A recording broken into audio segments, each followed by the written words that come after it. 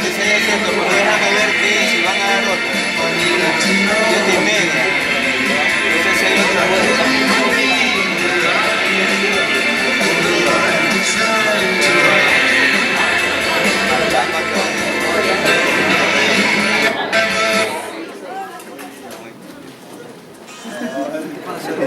¿Qué cosa?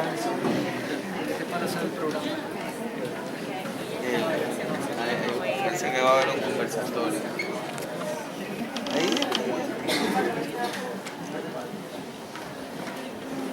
Si no, sí, ahí hay cuerpo.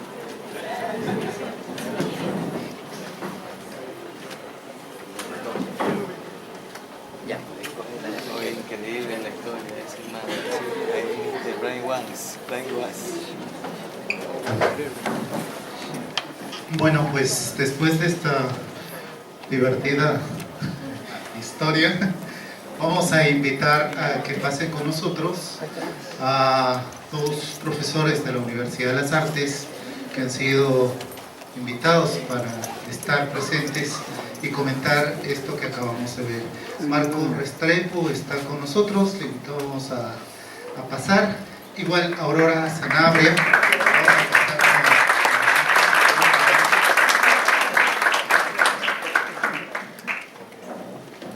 Y pues vamos a comenzar algunos comentarios, a ver si podemos. No tenemos mucho tiempo porque está pendiente el siguiente documental.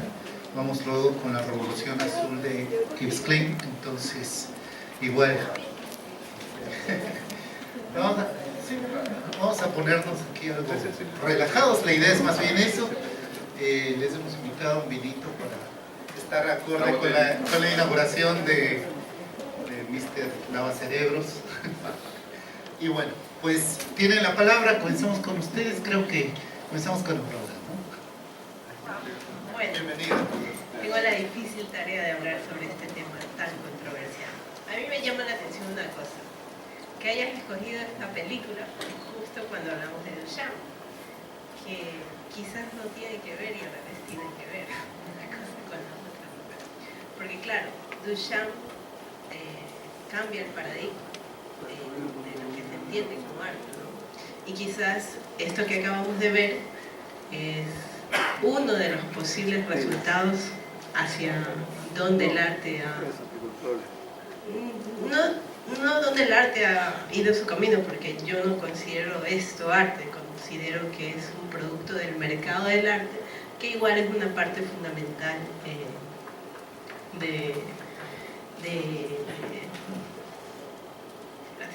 de la teoría del arte, una parte fundamental de todo lo que concierne al arte. La pregunta aquí es,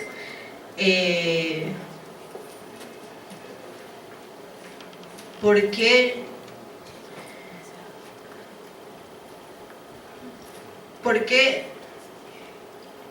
Banksy, o el arte de Banksy, o sea, hay un giro muy importante y muy bien pensado por Banksy, porque esta película la saca Banksy hablando sobre el street art, ¿ok? Y la película no es sobre street art, o sea, hay como que unos pequeños guiños, hay un pequeño análisis, una pequeña historia acerca de lo que ha sido el street art, pero realmente la película no es sobre él, ¿no? Realmente yo pienso que aquí Banksy, dentro de su juego irónico, porque su trabajo es muy irónico, realmente utiliza otra herramienta, en este sentido, lo documental, para poner o criticar hacia dónde ha llegado el arte contemporáneo, ¿no? O sea, cuál es la ridiculez, por decirlo de alguna forma, hacia dónde ha llegado el arte contemporáneo. No sé si tú lo ves de esta manera o... Sí, totalmente de acuerdo. Aparte de ser lo que tú dices, creo también que es un comercial bien largo también de esta figura desconocida como es Banksy. Utilizando también la imagen de este individuo que solo se da en el primer mundo, la fama repentina y principalmente en Estados Unidos. Ya Andy Warhol decía, en el futuro cada individuo tendrá sus 15 minutos de gloria o 15 minutos de fama. Y a este señor, a Thierry, le tocó su momento, ¿no? Supo cómo manejarlo con una obra malísima, pésima, un Warhol desteñido, descafeinado, malo, ¿no? Utilizaba imágenes y el mismo lenguaje de Warhol, ¿no? De la repetición de figuras. Por ahí veo imágenes de retratos de personajes de la fama, tal como los utilizaba Warhol, las sopas Campbell, todo eso era parte de la iconografía de Warhol, ¿no? Y el público americano a veces peca de ingenuo o de esnovista, ¿no? Y cae en el juego de este individuo que lo único que quería era fama y dinero, ¿no? Nada más. Porque ¿en dónde está el arte ahí? O sea, para mí no existe, ¿no? Y también es un insulto también al arte del graffiti, que su esencia es la rebelión, ¿no? Es un arte contestatario, ¿no? El mismo Banksy también cae en lo mismo, porque al ser un artista en sus inicios, un artista contestatario, se dejó absorber por el mercado, y a mí no me come al cuento el que está rodeado de un grupo de amigos muy íntimos que lo ayudan. No, él tiene casi una transnacional. O sea, una transnacional de hacer grafitis comerciales, basándose en los problemas sociales, ¿no? Que son la esencia, vuelvo y repito, de la producción de este tipo de arte. Y vuelvo y digo, el documental o la película es un comercial más de este señor. Que a mí personalmente me parece chistosa la obra, me gusta como si viera una caricatura de Mafalda o de qué sé yo, ¿no? Y me río, gozo, ¿no? Y eso, ¿no? Pero un tipo absorbido por el medio también, por el medio del arte, por el medio que legitima este tipo de obras.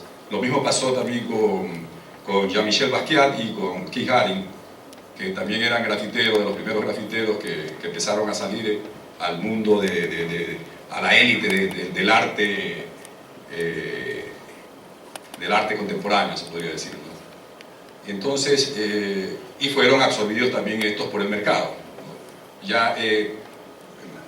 Yo ya no veo la razón de que cuando un artista llega a ese nivel, ¿no? Y es absorbido por el mercado, no veo la razón de seguir haciendo una pintura social, una obra social, una obra contestataria, ¿no? Yo me podría hacer ya flores y paisajes, ¿no?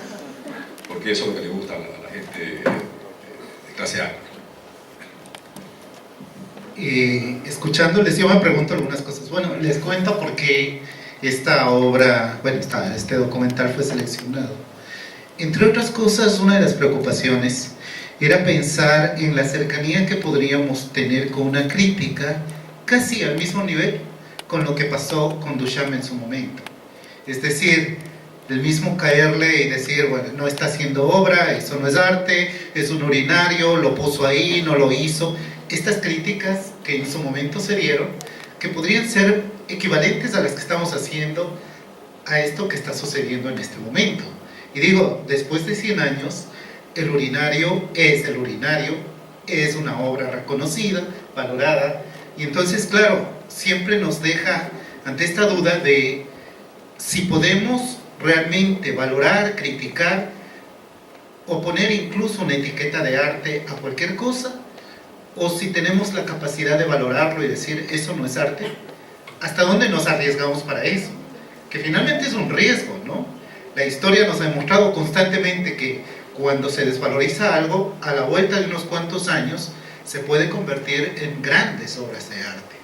Claro, también en medio de ello creo que uno de nuestros problemas, sigue y seguirá siendo, es la propia definición de qué es arte. O sea, es uno de nuestros conflictos básicos, ¿no? ¿Qué entendemos por arte? Si sigue siendo esta visión casi vesperiana, me refiero a Belina Lesper, así como arte del siglo XIX, la técnica, la habilidad, la cuestión manual, el talento, o si tiene que ver con procesos creativos que muchas veces van incluso más allá de la propia realización del artista e incluso de la propia idea del artista, que sucede mucho con obras artísticas que se disparan más allá de lo que el artista pretendía hacer en cierto momento. Y nos ha pasado, ¿no? También tenemos una historia muy cercana en muchos sentidos. Y entonces, claro, a mí me llama la atención y pensaba, ¿no? ¿Hasta dónde este Mr. Lava Cerebros es un artista o es una obra? Y yo pienso en muchos sentidos que podría pensarse como una obra de Banksy, que es el juego, ¿no? Y eso es un juego mucho más perverso todavía, pensar que él como artista está creando a un artista como obra. No sé. No, en las investigaciones que yo estuve haciendo, incluso él decía, yo soy una obra de Banksy, ¿no?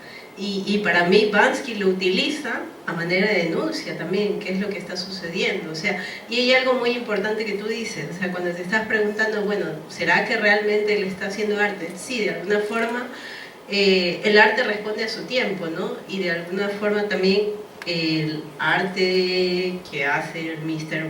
Brainwash corresponde al contexto también de Estados Unidos, o sea, no corresponde también a nuestro contexto, eso también hay que aclararlo, o sea, el contexto americano, la ciudad de Los Ángeles, donde se crean estrellas de la noche a la mañana, todo el poder del mercado, toda la propaganda, todo el marketing, o sea, la obra de él corresponde a Estados Unidos, corresponde a ese tiempo, o sea, de alguna forma sí es una obra, o sea, pero hay que aclarar que pertenece a ese contexto y que también está instrumentalizando algo como el arte urbano o el graffiti que responde a otras cuestiones muy diferentes, ¿no? O sea,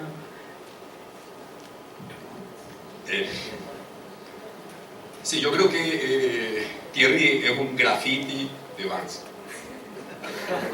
Hasta por el físico también es un graffiti.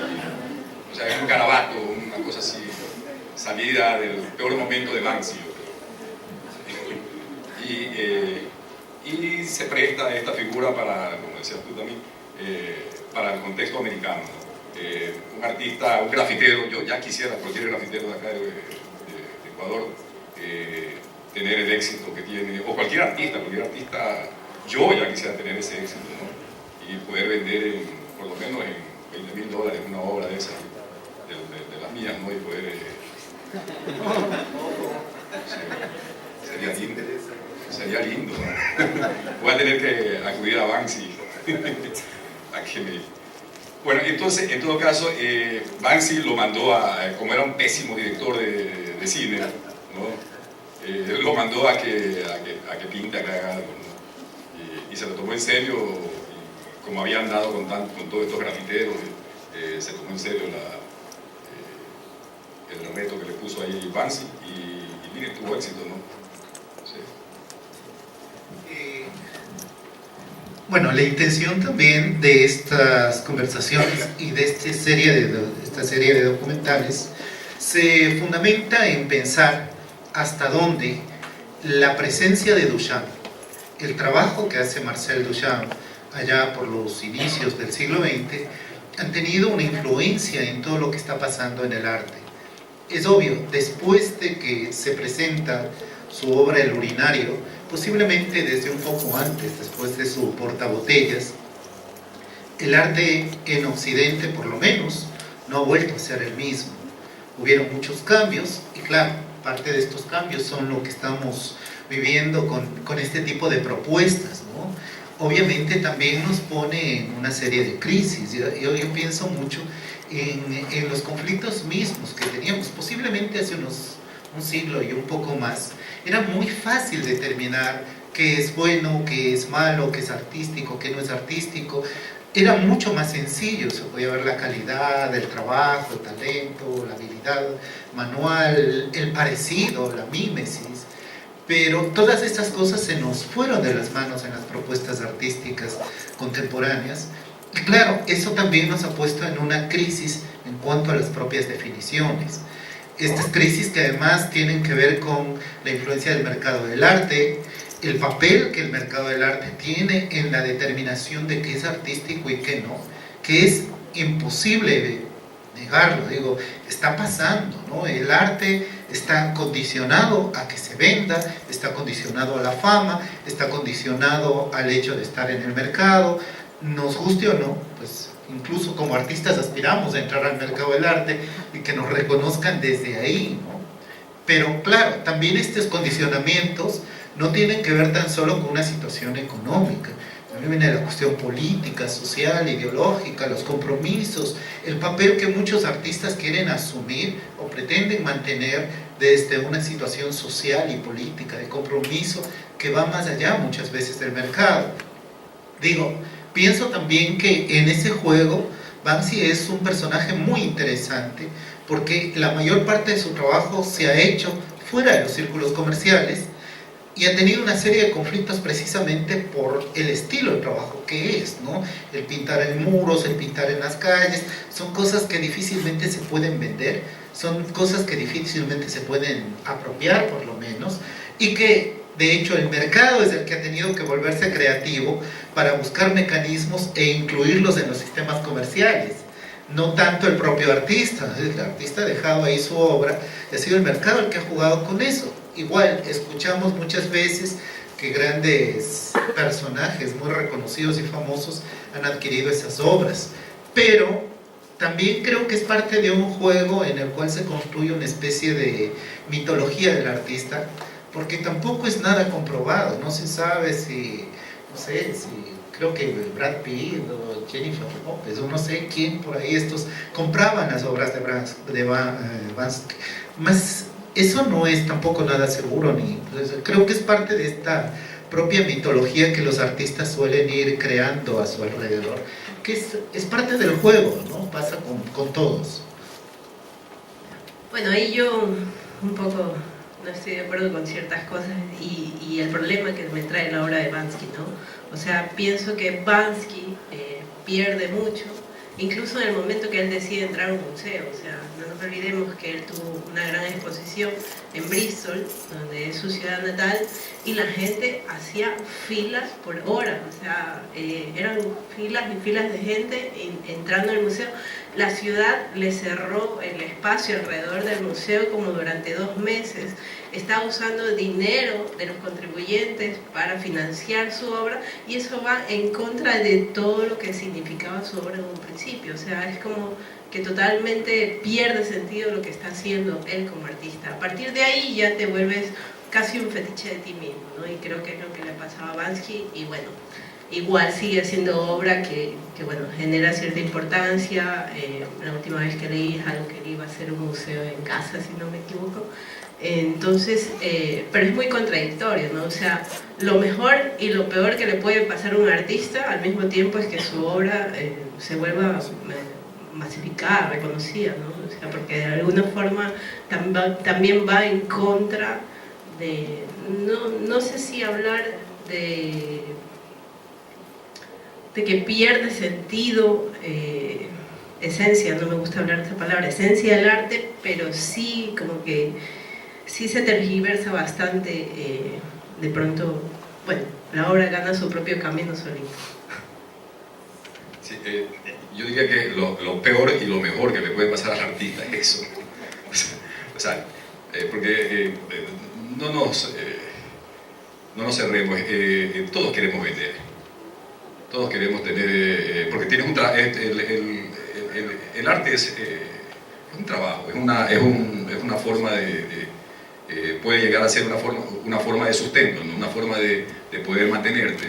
En mi caso, yo he trabajado toda la vida en el arte y antes de ser profesor vendía mucho, y vivía, viajaba y todo eso y con el arte, ¿no?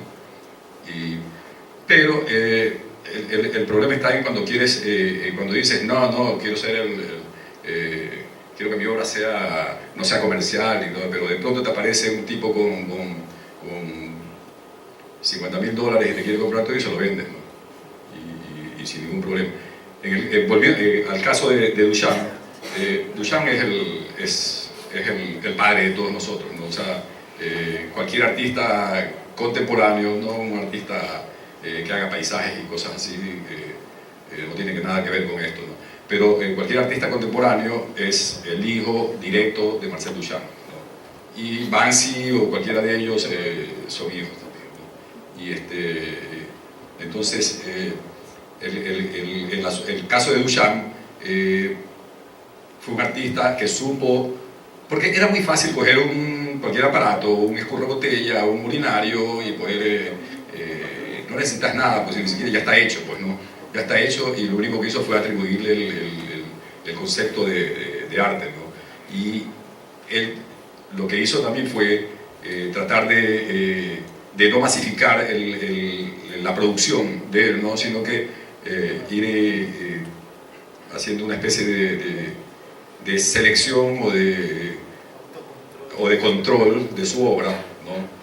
Y a la vez, cuando se dio cuenta de que podría llegar a ser famoso, dijo, hasta aquí llego, ¿no? Y decidió retirarse y no producir obra, pero fue un mentiroso, porque sí estaba produciendo una obra que duró años, ¿no? Y nadie sabía que le estaba produciendo, ¿no? Pero ese fue otro de sus manejos inteligentes que tenía, porque era un tipo súper inteligente. Él creo que editó 2 libros de ajedrez, de jugadas de ajedrez, ¿no? Es más, salió en una película de René Clair jugando ajedrez en una terraza con no sé qué otro, con Francis Picabia o con Man Ray, ¿sí? Era un tipo súper inteligente, ¿no? Pero no era la época en que los artistas eran unas vedettes, ¿no? En que los artistas eran estrellas de cine, parecían estrellas de cine. El caso de Banksy, Jeff Koons y todos estos, Damian Hirst y muchos otros, son estrellas de cine, ¿no? O sea, tú ves a Jeff Koons y parece gerente de una transnacional, ¿no? O sea, anda súper elegante vestido, con un taller que tiene como 4 o 5 pisos, en un piso se hacen las cerámicas, en el otro las pinturas, en el otro qué sé yo, cualquier otra técnica quiera, y apenas dirige, ¿no? Y tiene una cantidad de operarios ahí gigantesca, ¿no? Como una empresa. ¿Por qué? Porque cada obra de él es una empresa también, que cuesta $1 millón, es una empresa, ¿no? Y es verdad, porque él lo que hace es en una pintura poner 3 o 4 operarios, ¿no? Y nombrar un gerente para ese proyecto, ¿no? Es una empresa. Que también quisiera. Que me encantaría. Sí. Por supuesto.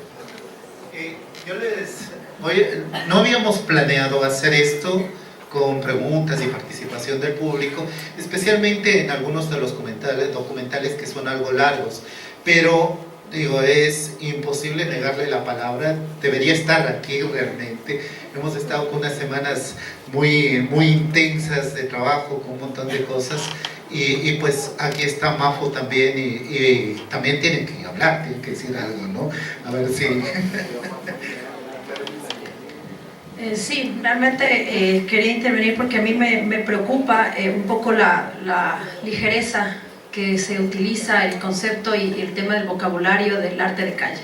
Y creo que si estamos en un contexto de análisis, de recordatorio, en un contexto de memorabilidad, hay que utilizar los lenguajes adecuados. Tengo algunos alumnos de mi clase de arte urbano que están diciendo, hable, profe, parece que se interiorizó los contenidos. No, primero 2 puntuaciones. Banksy no es un grafitero. Los grafiteros no son hijos de Duchamp, nietos de Duchamp, tienen otra línea totalmente muy ajena a este tipo de acción. Banksy es un artista público que es muy distinto, él no es un grafitero. Él utilizaba primero stencil. Yo que tuve, aparte de un stencil nefasto, yo vi obras de él en Bristol cuando tuve la oportunidad de viajar a Londres, Y sí, aquí hay stencileros de larga data maravillosos. Mónica Miros en Perú, está el mismo blog en México, hay stencil de muy buena calidad. En Quito está la gente de Demencia Colectivo. Stencil se hace de muy buena factura aquí en Latinoamérica. Entonces Banksy es alguien que utiliza la calle como plataforma, es un artista urbano, si se quiere, y un artista público, porque ya hay una línea divisoria que va más hacia lo contemporáneo. Quizás él sí puede tener algún tipo de relación consanguínea o no con la persona, ¿no? Pero los grafiteros no tienen nada que ver. Otra cosa, es muy erróneo el concepto de graffiti comercial. Eso no existe.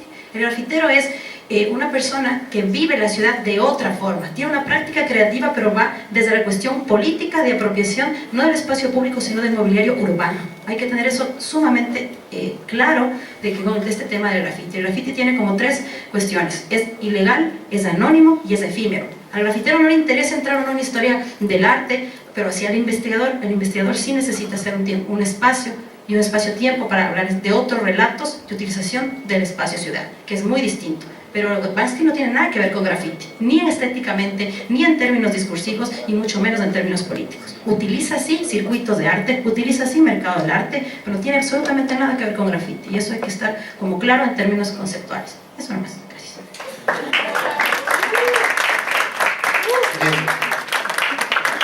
Gracias por tu aclaración. No, gracias por la aclaración, y creo que es importante hacerla, porque claro, también ahí viene, aunque el urban art, si es que estoy usándolo bien, no pertenezca al arte contemporáneo, no lo quiero reducir a una técnica, pero también es un fenómeno de la contemporaneidad, ¿ok? Y quizás también ese es un problema, y quizás este documental también es un problema, porque de alguna forma simplifica toda la complejidad del urban art. Entonces creo que es importante también, como tú dices, hacer esas aclaraciones, que para eso están los especialistas.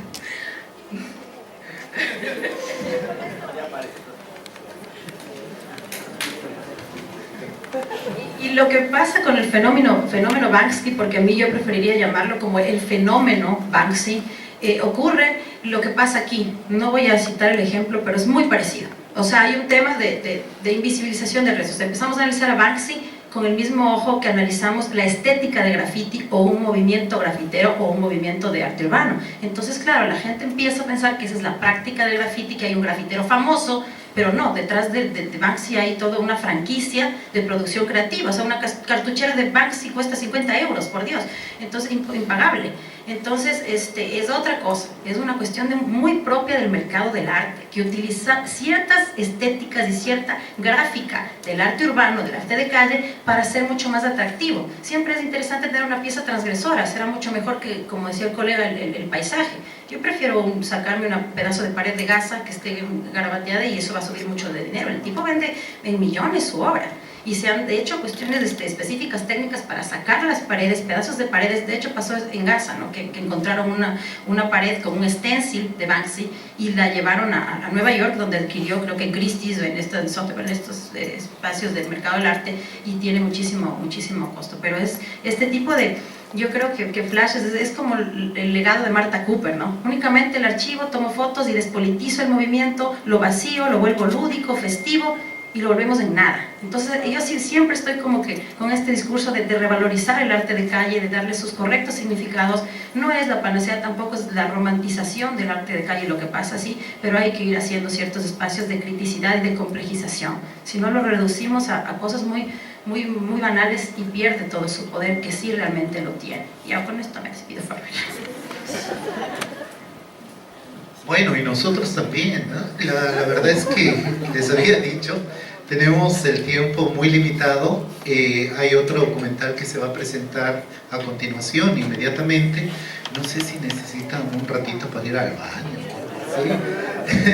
Pero bueno. No, yo quería decir una cosa. Solo hay una cosa que me deja el documental, que yo le robo al Mr.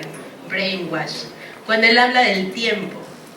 O sea, también vivimos en una época donde no le hemos dado paso al tiempo para que realmente nos muestre lo que debe perdurar, ¿no?